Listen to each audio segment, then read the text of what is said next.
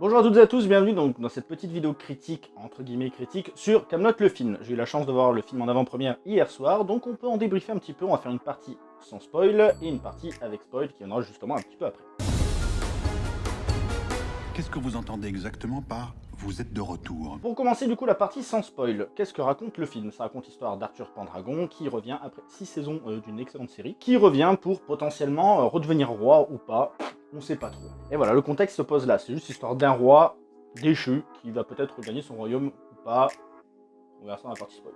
Alors qu'est-ce que j'ai pensé du film? Le film est excellent, il est super drôle, il est très bien monté, il est très beau, la bande son est géniale, et les personnages sont super en fait, il n'y a rien à dire sur les personnages, tout est vraiment bien. À part 2-3 petits trucs, mais ça on verra plutôt dans la partie spoil. Le film Kaamelott se veut un petit peu comme un conte, du coup, au niveau de l'histoire, ça peut plaire à tous les âges. C'est vraiment une histoire simplifiée, un conte presque pour enfants. Parce que oui, il y a 2-3 choses qui m'ont gêné, c'est petit 1, les costumes. Donc voilà, sans entrer dans les détails, il y a certains costumes, je n'ai pas trouvé ça vraiment ouf. Et l'action qui est un petit peu très légère, malheureusement. Je trouvais les scènes d'action un peu trop molles.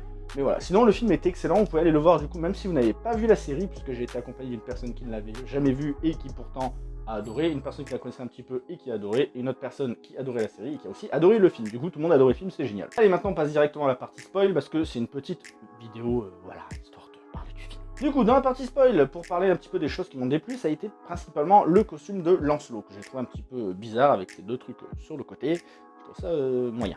Par contre, excellente performance de la part de Clovis Cornillac, et du coup qui a son nouveau personnage dans la série, et qui était vraiment génial en fait, il était super, Clovis Cornillac, il a géré de ouf. Ainsi que d'autres petits nouveaux qu'on a beaucoup appréciés et qui m'ont bien fait rire. On voit que, je pense, qu'Alexandre Astier essaie de nous introduire des nouveaux personnages dans la série, et c'est pas plus mal, même si malheureusement c'est à défaut qu'on n'en ait pas vu assez sur certains qu'on adorait beaucoup. Léo Dagan a très peu de répliques dans le film, ainsi que Merlin, qui sont un peu au second plan. La mise en scène est impeccable, il y a d'excellents panoramas de paysages et autres, et rien que pour ça, moi j'ai trouvé ça génial. Autre petite chose qui m'a légèrement un tout petit peu aussi déplu, parce que attention, hein, quand je dis un petit peu déplu, c'est genre sur une perfection, vous avez un petit grain, voilà, c'est genre sur un immense poster, immense, un petit pixel, bah voilà, c'est ce petit pixel en fait, c'est tous ces petits défauts. Parce qu'à côté de ça, le film est génial.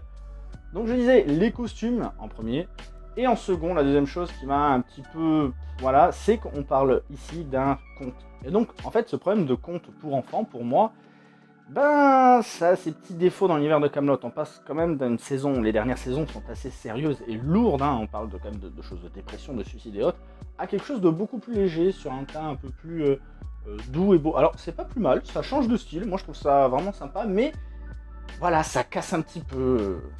C'est comme le rythme, je le trouve aussi un petit peu cassé, il y a des moments, on se demande si c'est pas un petit peu rushé. Est-ce qu'il n'y aurait pas une version plus longue du film? J'aimerais bien. Non, parce que Arthur redevient quand même très rapidement roi en l'espace d'un film de 2 heures. Alors c'est normal, on est habitué à un rythme d'une série où les choses se font avec le temps. Là, en un seul film, c'est en mode j'ai pas envie d'être roi, à la fin du film, je suis déjà roi. Bon, ça va un peu vite, surtout que sur cette une trilogie, je m'attendais au premier, c'est terminé, bon, on balance l'eau, mais à la rigueur, on termine à la fin avec le retrait d'Excalibur, et voilà, mais voilà. Alors, j'aime plus beaucoup, voilà. Par contre, n'oubliez pas de rester sur... Enfin, j'espère pour vous que vous êtes resté jusqu'à la fin du générique, puisque la petite scène avec Méléagant à la fin annonce du très lourd. Rappelez-vous ce qu'il avait dit dans ses explications le concernant. Et mes ennemis tressaillent, car à me voir boire, ils comprennent que je suis de retour. Voilà, c'est un truc qui me plaît. J'ai vraiment envie de parler de Kaamelott, puisque c'est un coup de cœur.